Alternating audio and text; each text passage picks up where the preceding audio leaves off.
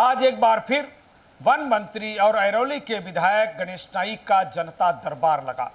वाशी के विष्णुदास भावे में दिन भर चले इस जनता दरबार में नवी मुंबई, पनवेल, थाने, रायगढ़ समेत तमाम इलाकों के नागरिकों ने अपनी समस्याएं जनता दरबार में पेश की।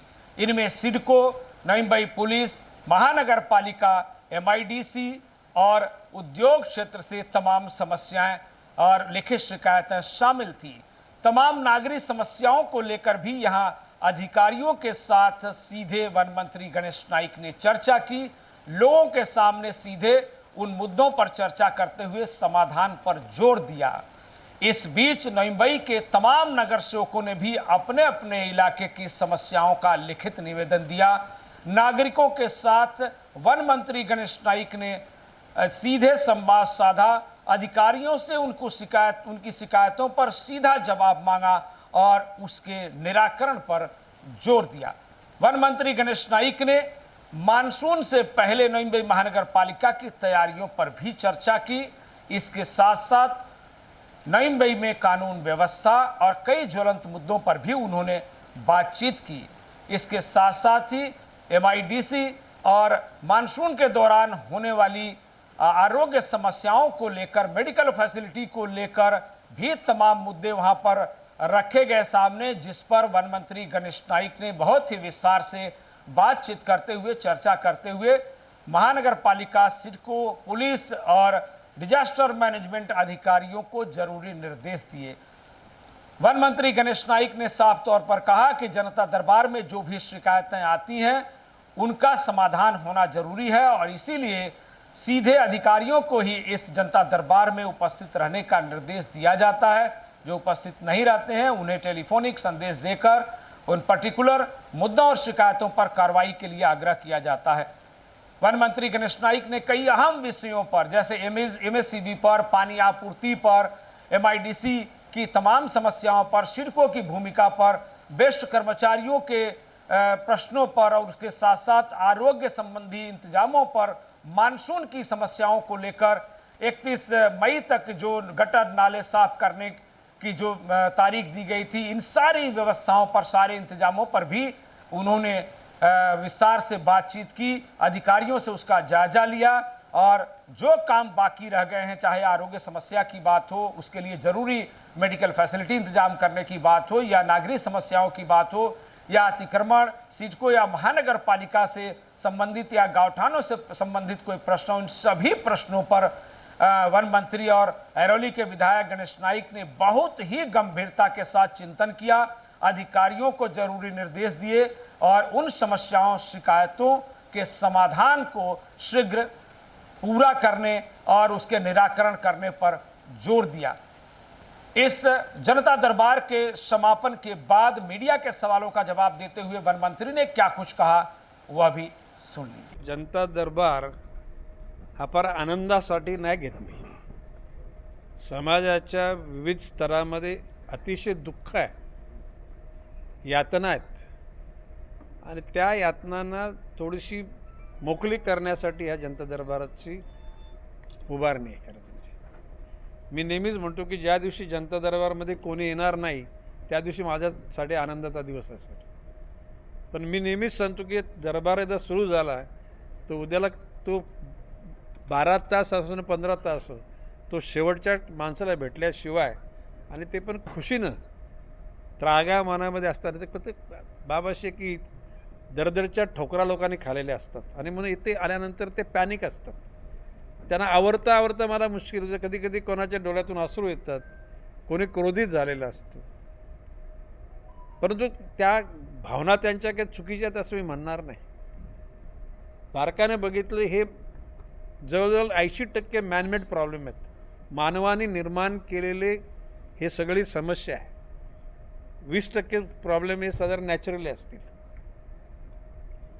यामध्ये आपल्या कर्तव्याशी प्रामाणिक राहणाऱ्या माणसाला तर आनंदच मिळतो।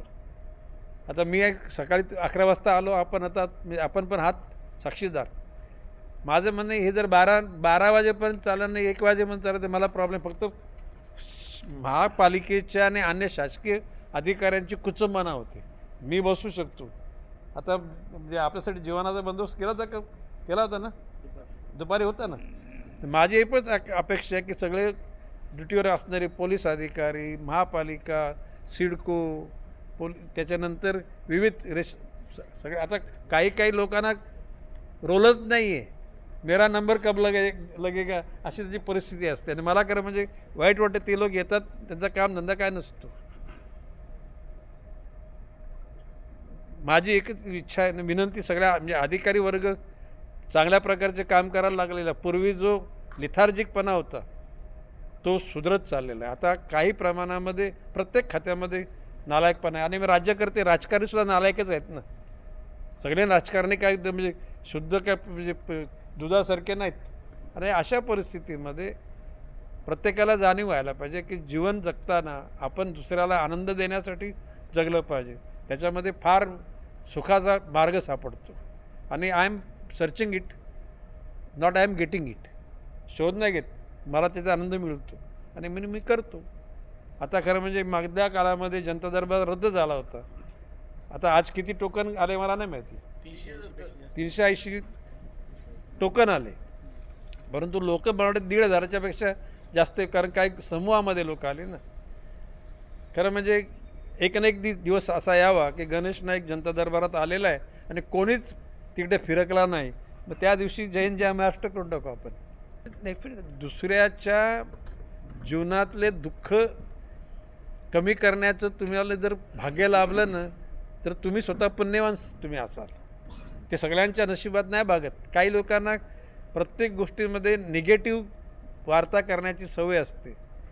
दुसऱ्याचा संसार सुखाने चालल्यानं तो डिस्टर्ब करायचा, दुसऱ्याचा चांगलेला व्यापार तो डिस्टर्ब करायचा, आणि स्वतःच्या स्वार्थाकरता, क्षणिक सुखाकरता एकूण जीवनशैली बिघडवून टाकायची, अशी काही लोकांची परिभाषा आहे. त्याचा आनंद त्यांना जीवनामध्ये शेवटच्या टप्प्यात नाही मिळणार. आणि मी का कोणाला उपकार करण्यासाठी ते बसत नाही. मी माझ्या मनाला आनंद देण्यासाठी बसतो.